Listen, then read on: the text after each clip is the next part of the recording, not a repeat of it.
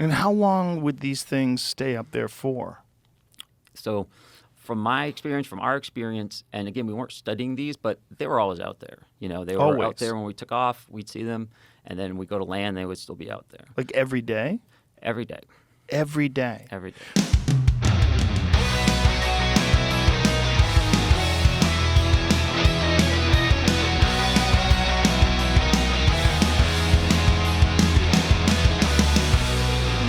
Welcome to Supernatural Saturdays here on the Bald Brad channel, where we take a moment to step aside from the politics and the craziness of the world and dive into the paranormal, the unexplained, and the supernatural. If you're looking for the Bald Brad Show, well, folks, that is Monday through Friday, 9 a.m. Eastern Standard Time, with a sprinkling of politics on Sunday. As always, support the channel by hitting that like and subscribe button. With that being said, what we're going to be looking at today is Joe Rogan talking to former Navy pilot Ryan Graves regarding his UFO encounters. We've talked about these UFO encounters taking place off the West Coast with the USS Nimitz, about 125 miles around San Diego coastal line. And then they're also seeing these off the East Coast, which we've talked about as well. Ryan Graves says once they updated their radar systems, they're seeing these objects on a daily basis. And our United States military, for a decade now, has no idea what they're encountering. With that being said, let's go ahead and roll it here. Please tell people your credentials, what your background is. Sure. So, my name is Ryan Graves. I have an engineering degree, mechanical and aerospace engineering. I promptly left doing that to go fly F-18s for the Navy as soon as I graduated college. Did that for about a decade, both operationally in combat as well as in an instructor role, teaching the new students. And we did witness something while we were flying in our jets, but we were doing it we witnessed it in the context of our just everyday flying in our missions.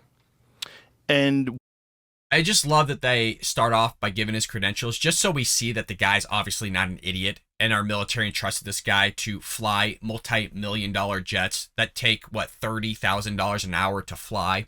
So extremely expensive, extremely smart, and this guy, his story is unbelievable. So let's continue here. what year was it that you witnessed this?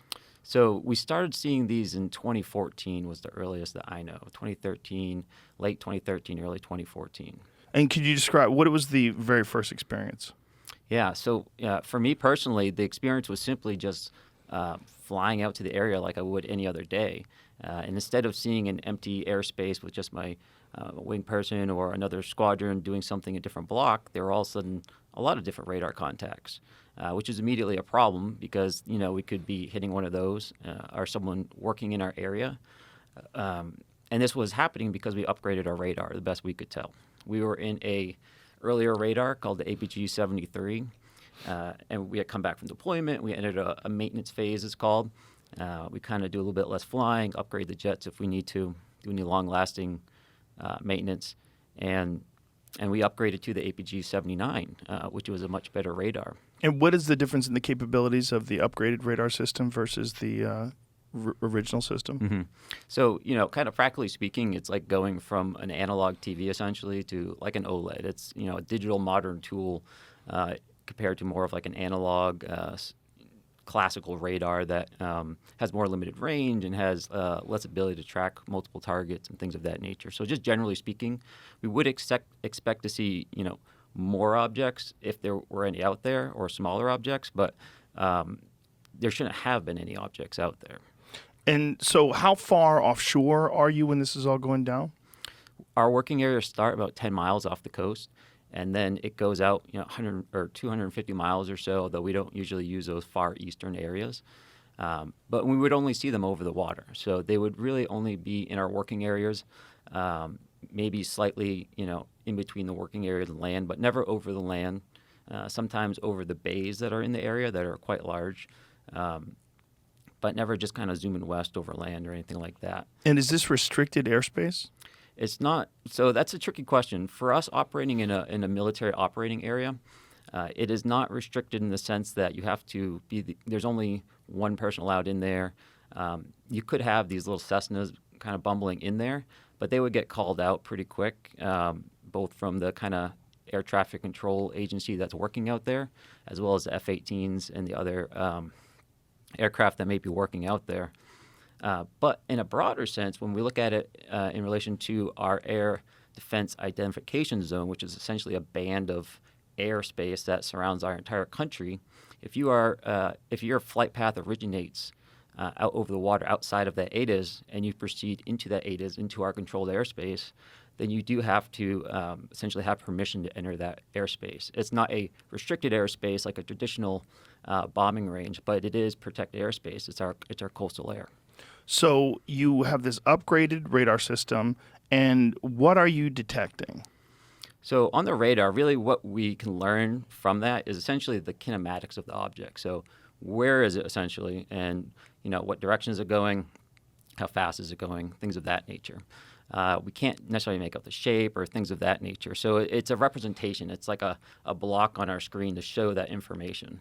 And so when we This is really fascinating, and I have to keep pausing or else I'm going to get copyrighted. But it's fascinating because he's saying they're not being caught over land, which is interesting because Marco Rubio has stated that these things are flying over our military installations on land and even actively engage nuclear warheads in some areas around the world and disengage nuclear warheads. There's also a new kind of conspiracy theory regarding Vladimir Putin, speaking of the Russia-Ukraine invasion, is that he's already supposedly had tried to launch nuclear warheads, but they were quote unquote sabotaged. And a lot of people are kind of speculating that they were disengaged by UFOs or UAPs because it's happened in the past. Now, the other spectrum is that his own military sabotaged him. There's also technical difficulties and failure mechanics with it. Furthermore, I find it interesting here. He's talking about 10 miles off the coast, going to about 250, and it's somewhere in that range because we've seen that with our stories here on the USS Nimitz with Commander Fravor, engaging UFOs off the San Diego coastline. And for some reason, 122 in terms of mileage to 125 has been in my brain. I could be wrong on that, so please don't hold me to it. But that's where we're engaging these, as well as off the coast of California here with Catalina Island. They're also seeing a lot of UFOs. And I want to say Catalina is about 26 miles, somewhere 26, 30 miles off the coast of Long Beach kind of area in California. They're also seeing these in Ensenada, Mexico. So a lot of stuff is happening off these coastal areas, and kind of the UAP community has said that they believe that there's these underground civilizations or underground tunnels to where these UFOs are kind of hibernating, kind of hanging out, if you want to call it. And since we haven't explored the vast majority of our oceans, that's where they believe they're coming from. Some people obviously say from outer space, because on the USS Nimitz, they're coming from 80,000 feet to a foot above sea level in a matter of literally a second. A lot of people are saying that they're coming above 80,000 feet, and the only reason we say 80,000 feet in the story is because that was the ceiling for the radar system. That was the ceiling for which they can see it. They believe it actually came from space and dropped down. But let's continue here. we see that on our radar, we can tell, where it's located, perhaps what's located around it, if there's other objects we're detecting, how fast it's going, what direction it's pointed in, what direction it's traveling in. So we call that velocity vector. So if we see this essentially little circle, it'll have a tail coming off of it. And that tail... I don't mean to keep pausing again, forgive me, but that's actually fascinating because through that radar system, we'll be able to actually tell, speaking of speed here, if it's being stationary. And that's come up a lot where they're seeing these spheres, these cubes, these kind of abstract objects that they're not fully able to describe what it is because they've never seen it before, is that they're literally fighting the wind and they're literally staying stationary as if there's nothing happening. And these winds are anywhere from 120 to 150 miles an hour. I want to see if he brings that up here because they should be able to identify that on these upgraded radar systems. And then maybe he's going to see if he talked about a visualization of this, like with their own eyes. Let's see. And it represents the nose of the vehicle, at least as its flight path is going. And so with that, we would typically see an aircraft just kind of trudging along with a straight line, taking occasional turns. But these objects had a little bit more of a, I don't want to say random, but more less controlled flight path. That velocity vector would kind of jump around a bit more. They would not proceed in like a perfectly straight line as you would imagine like a flight navigation computer would take you, right? It takes you from A to B in the straightest line possible. These objects seem to kind of be moving in a direction that was not a straight line, but generally proceeding in that direction. And so they would kind of be meandering slightly, but moving in that general direction, both three-dimensionally and horizontally. So, So they'd be, winding around, going up, going down. Mhm. So they're not on a flat plane, and they're not going in a straight line. So I don't want to draw too many firm statements like that because we would see them being flat too. We'd see them perfectly stationary up there, regardless of the wind. Really? Yep. Wow. So what kind of wind are you talking about? Oh gosh, I mean at altitude you can have anywhere up to 100, 120 knots of airspeed. What is that in miles per hour? It's about 100, 130, 140 miles an So hour. they're completely stationary with a 140 mile an hour wind. Correct. How would something do that? It's confusing to me as well. Even if we had something that could just burn that much energy, right? Like if you had a sphere surrounded by little rockets, right? Just imagining something right now. Okay. And if you wanted to keep that perfectly stationary, right, against gravity, you could just fire all the rockets at the bottom really fast and hopefully keep it flat, right? Right. It's going to have tiny little variations. And then if you have wind hitting it and all this, you could potentially have those rockets try to counter it, but it would never be perfectly still in winds like that. Because the wind's not perfectly still either, right? Exactly. It changes and varies. It does. So it's almost like it's the wind. It's not even really fighting the wind, it seems. You know, it just seems like it's just there in a way. Wow. So the first time you see these things, what are your thoughts? Yeah, the first time really was, well, you know, what is this, right? It's not a UFO or something mysterious at this point. It's at what we're thinking at this point we see on the radar is just, well, our radar is broken, right? These perhaps don't represent physical objects yet because we hadn't, you know, visually seen these or seen them on our camera yet. And so, you know, we kind of like, hey, you know, what's going on here? You know, is anyone else seeing this kind of thing? But not really like investigating it, right? It's just kind of like, all right, there's stuff out there, but maybe next time we'll take a look. But the way our systems work, when we have all these contacts on our radar, and if we kind of just select one out with our little cursor there, all our sensors go to it. Our FLIR goes to it, which is our camera system. All our weapons, they have like their own little eyes in some sense, and they all look in that direction.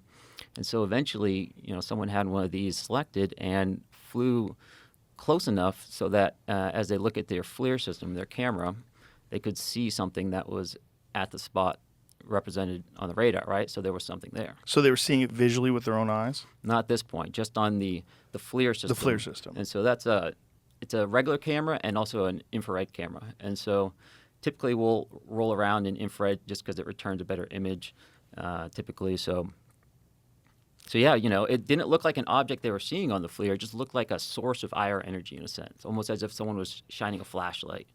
But something had to be there to be reflecting that energy or creating it. So at this point, to answer your question, now we're like, okay, this isn't just an error in our radar. This is perhaps, you know, we're thinking this is real. We have to really respect this as like a safety hazard now.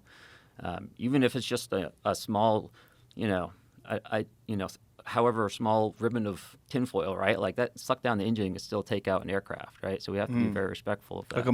I get the idea of not maybe early on investigating it somewhat because it is very expensive to be doing these operations, these training missions.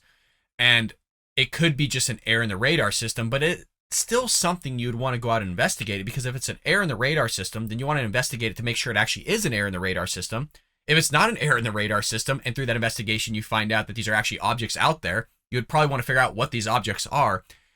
And we're going on almost a decade now, if he's talking about 2014, as far as the earliest appearance of these with this new radar system that they put in place, then where's all the information at? Where's our military at going, we have identified it. This is what this is. It's not us. It's not China. You know, it's actually Russia or something. Obviously, that's not the case. But you get what I mean in terms of where's all the information at? We have the biggest military, the most technologically advanced military in the world. And we're going on a decade from when this guy's at least talking about 2014. We still don't have a clue. Mylar balloon type thing? Potentially, right? Yeah. But how fast are these things going? So sometimes stationary, right? Sometimes they would be going around 0.6 to 0.8 Mach, which is at altitude about, 240 to maybe 330 knots, around there. So somewhere in the range of an airplane. Yeah, a fighter aircraft would be kind of flying around at those airspeeds, except sometimes they would be perfectly stationary as well. Right. So it's not exhibiting any sort of patterns that you've recognized in the past. No, they have actually. So, But although with the stationary, no, right? correct, with the stationary, no. With the meandering kind of flight path, no. But I would also see them essentially fly what we call a racetrack pattern. And essentially what that means is they fly in a straight path, and then they do like a 180-degree turn in a certain direction. Then they fly a straight path, then turn again. So that's what we call a racetrack pattern as opposed to a circular holding pattern. We did witness racetrack patterns. In fact, I think there's been some cases off the West Coast just the past couple of weeks where people have also been observing objects flying in racetrack patterns high at altitude with lights. So I do recognize that behavior, but I don't necessarily think that means we have to attribute it to normal behavior necessarily. That type of flight path is important because it's a very efficient way to fly, right? If you have to maintain the position in a certain area, you want to minimize how much you're turning. Because anytime you're turning in an aircraft, you're using more energy than if you were just flying straight and level. And so by having that racetrack pattern, it's an efficient way of holding in a position by maximizing straight and level time and minimizing your turn time. And how long would these things stay up there for? So from our experience, and again, we weren't studying these, but they were always out there. They were Always. out there when we took off, we'd see them, and then we go to land, they would still be out there. Like every day? Every day. Every day. Every day. So you guys go from not having any.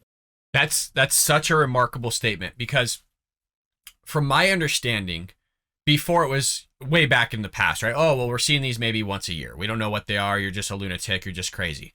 And then as technology advanced, we get news from the early 2000s that we're seeing it on a weekly basis off the West Coast and the East Coast. Like it's all around us.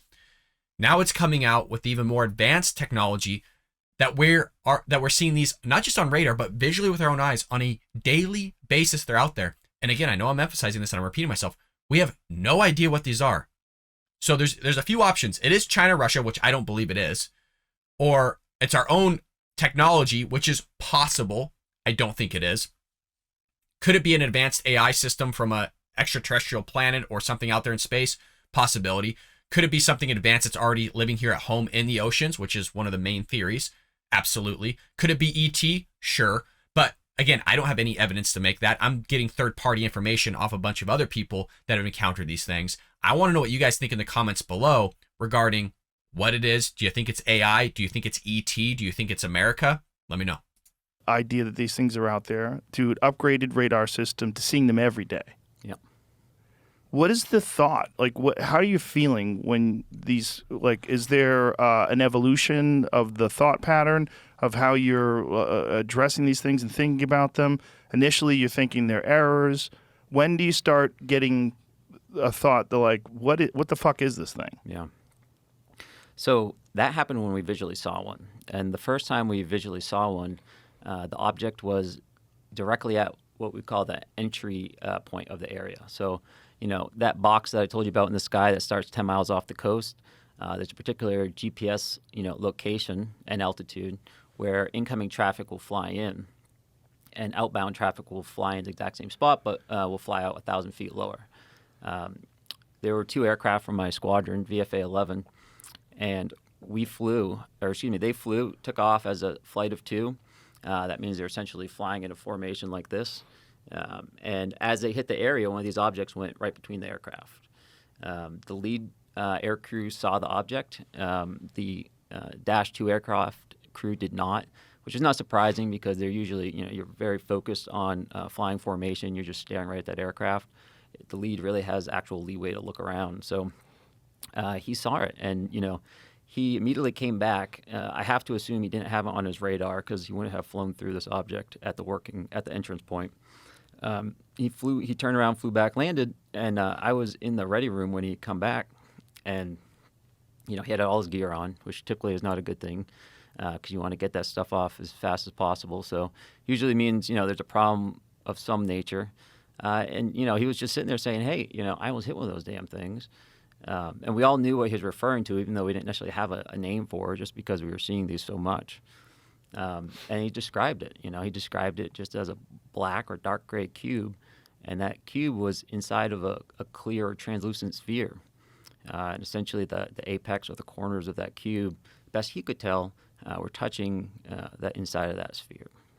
And that description mirrors many of the descriptions that people have had of these, whatever you want to call them. Whether they're calling them UAPs now for some strange reason. UFOs is I don't know. Does it have a dirty connotation to it? And is it tainted because of so many crazy people talk about UFOs? Is that what it is? It does come with a lot of assumptions baked in. It baked in. That's So that's something. But whatever it is, that is a design that people have reported seeing before. That this translucent sphere and this cube. Can you see through the cube? Not to my understanding, no. So it's some sort of solid black cube that's inside this translucent sphere, and it's just floating around and flying around the sky. So, that's a good point. Is it floating around? Is it flying around? It's doing both, which is strange, right? Because you could think of that description and go, okay, that's kind of some kind of weird balloon maybe with stuff in it. And that's certainly, one way. If you just view that angle of it, then it seems explainable. But when that, the balloon-like object starts cruising around at, 0.8 Mach, that nullifies that particular idea. And you'll see that a lot where it's not just like that one picture, that one behavior. It's really, you kind of have to zoom out a bit and look at everything in relation to each other and say, okay, why is this weird? Okay, it was hanging out in a racetrack pattern. That's not exotic. But when you learn it was doing it for, perhaps 13 hours. 13 hours? Perhaps they were out there all the time, So, I land and I go back. And we weren't on a Intel mission to analyze these, right? We're going to do our training. It's very expensive, $30K an hour to fly these things, right? So really. That kind of, going back to the beginning of the segment here, that's kind of what I was talking about, was it's very expensive to fly these things. And so it made sense early on when you just upgraded your radar systems to maybe not go engage with these because you want to figure out if it's just a glitch in the radar system, if maybe something's malfunctioning. But again, at the same time, how do you investigate if it's malfunctioning if you don't actually go see if these things are really out there or not? So I know I'm being a dead horse with it, but it kind of solidifies what I was mentioning before of how expensive these are to run. The only time we can put energy into looking at these things is when we're kind of transiting back and forth or waiting for a fight to start. And so, it's never like a dedicated analysis. And I don't know why it's not a dedicated analysis. Again, we're going on almost a decade now. Really, it's a decade plus of having our fighter pilots see these things. And a lot of it went undocumented because there's a stigma out there of ET, UFO, when you utilize that term. And now they switched it obviously to UAPs. Who knows if they've even switched a term furthermore. But I want to know what you guys think about all this, because this is a part of Supernatural Saturdays, is to explore the paranormal, the unexplained, and the supernatural. And I'm one of those that I have to see evidence. I haven't seen evidence of little green men, okay, the grays, and things of that nature. I have obviously seen video, and I'm more inclined to lean more towards extraterrestrial rather than more governmental systems out there, technology. Again, my arms are kind of up in the air on it. I'm investigating it just as much as you are. I know some of you are just avid, these are UFOs, they're UAPs, these are aliens. I get that aspect. I'm not fully on board yet, but my mind is open to it, folks. As always, thank you so much for joining me here on Supernatural Saturdays. I'll see you tomorrow here on The Bald Brad Show.